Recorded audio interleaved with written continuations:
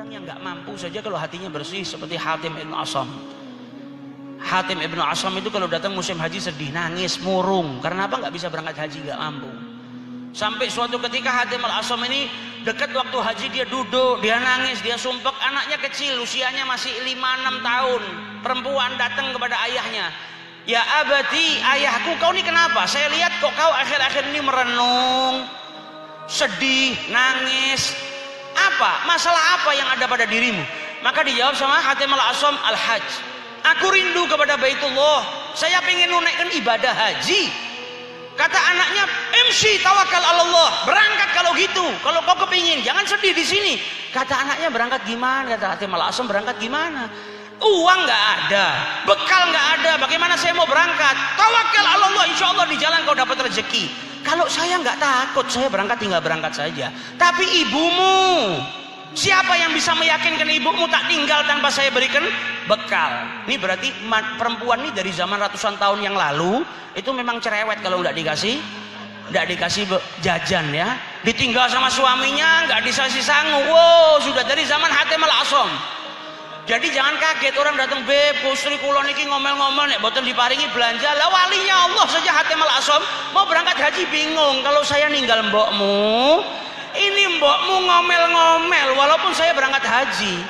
Lah wong bojone mangkat sholawatan aja, perempuan kadang ngamuk-ngamuk, ben bengi sholawatan, ben bengi maulidan. Apalagi haji. Kata anaknya yang usia 6 tahun tadi apa? Saya yang jamin. Saya yang datang ke ibu, saya mau yakinkan ibu biar ngasih izin. Maka anaknya yang usianya adalah 5 tahun, 6 tahun tadi datangin ibunya. Bu, ayah biar berangkat haji, kasihan gini. Diyakinkan sama anaknya sampai sang ibu bilang apa? Ya sudah, kalau begitu ayahmu boleh berangkat haji. Sang ayah berangkat haji tanpa bekal, ikut sama rombongan. Di tengah jalan pemimpin rombongan pedagang tadi kakinya kena sengatan kalajengking yang beracun. Sampai akhirnya diobati sama tabib-tabib, nggak ada yang bisa ngobatin. Akhirnya dia tanya, apakah ada di antara dari kalian orang soleh yang bisa mendoakan saya? Di rombongan itu ada yang lihat Hatim al-Asam, orang yang selama perjalanan itu melaksanakan sholat dengan kekhusyuan yang luar biasa. Ini mungkin orang ini bisa ngobatin. Dipanggil Hatim al-Asam, dibacai sama Hatim al-Asam. Rupanya Allah memberikan kesembuhan kepada saudagar tadi, pemimpin kafilah. Saking senangnya dia bilang apa? Nafaqatuka zihaban wa iyaban ala hisab. Perjalananmu berangkat haji ini, mulai dari berangkat sampai pulang, makan, minum, tempat tinggal saya yang nanggung. Untuk ucapan terima kasih saya kepadamu. Maka Hatim al-Asam mengangkat kedua tangannya, ya Allah, engkau telah tunjukkan kepadaku kebesaranmu. Aku berangkat tanpa nafkah dan hari ini, detik ini juga kau berikan nafkah yang luar biasa. Maka tunjukkan juga kepadaku kedermawananmu untuk keluargaku yang aku tinggal. Saya sudah aman dari keluarga saya yang saya tinggal tanpa ada makanan, tanpa ada bekal. Lewat sehari, 2 hari, 3 hari, makanan yang ada di rumah Hatim al-Asam habis. Mulai sang istri mulai ngerumel, mulai tidak ada makanan, mulai satu rumah semuanya kesakitan perutnya karena lapar. Di hari ketiga sang ibu sudah nggak kuat. Ini semua gara-gara dirimu nak. Dituting-tuting anaknya. Coba kau tidak yakinkan aku, ayahmu masih di sini, bisa bekerja, nyarikan makan. Sekarang kita nggak bisa makan, kita hampir mati, perut semuanya kesakitan. Ini anaknya dimarahin sama ibunya, dia ketawa, ngakak-ngakak. Kata ibunya, kau ini kenapa? Kita ini mau mati karena kelaparan dan engkau masih bisa tertawa seperti ini. Maka sang anak bertanya, ya ummah, ibu, ayahku ini akilur rizq am razzaq? Ayahku ini orang yang makan rezeki atau yang memberikan rezeki? Sama ibunya dijawab, ayahmu yang makan rezeki, yang memberikan rezeki adalah Allah Ta'ala. Kalau begitu, pergi yang makan rezeki, tapi tidak pergi yang memberikan rezeki. Yang makan rezeki ayah kita pergi, biarin. Yang penting kan yang memberikan rezeki tidak pergi. Sang anak jawab seperti itu, tidak lama pintu rumahnya si ibu diketuk sama orang. Ditanya siapa yang ngetuk pintu, ternyata ajudannya gubernur. Ajudannya Amirul Mukminin, gubernur di zaman itu, di mana gubernur itu melewati rumahnya Hatim al-Asam habis berburu bersama raja-raja yang lainnya, bersama para menterinya.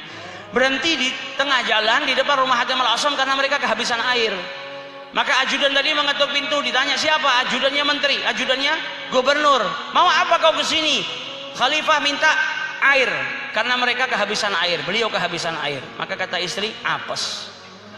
Makanan di rumah sudah habis, ini khalifah malah datang mengentek banyu omah. Sudah kita nggak punya apa-apa, air rumah pun mau diambil sama dia, mau diminum. Tapi karena yang minta khalifah diambilkan sama dia, dikasih nih, kasih kepada khalifah. Diminum airnya sama khalifah, ternyata dia dapatkan air yang nikmat, yang sejuk, yang luar biasa rasanya. Dia tanya, ini air kok enak? Kalian dapatkan dari mana? Rumahnya Hatim al-Asam.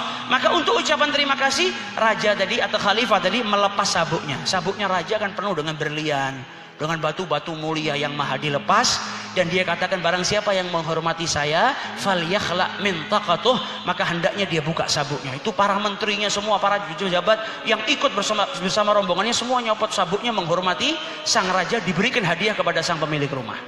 Sampai ada orang kaya di antara rombongan tersebut bilang kepada istrinya Hatim al-Asam, buat apa kalian sabuk ini? Kalian nggak akan make segini banyaknya. Mending saya ganti dengan harta saya beli.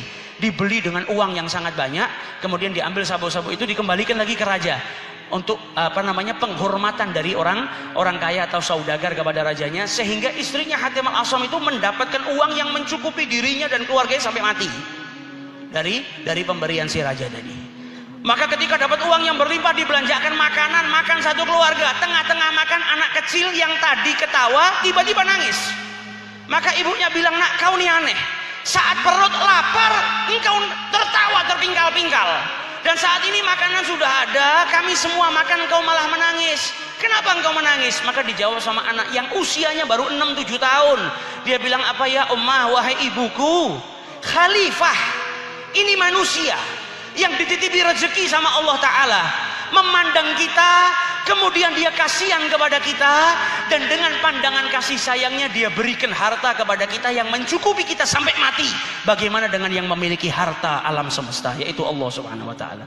Bagaimana kalau Allah memandang kita dengan ainur rahmah, dengan pandangan kasih sayangnya? Manusia saja mandang kita dengan kasih sayang, kita dikasih harta yang cukup sampai mati, apalagi Allah Subhanahu Wa Ta'ala. Nah, ajak anak-anak kita ke majelis seperti ini biar punya hati yang seperti itu.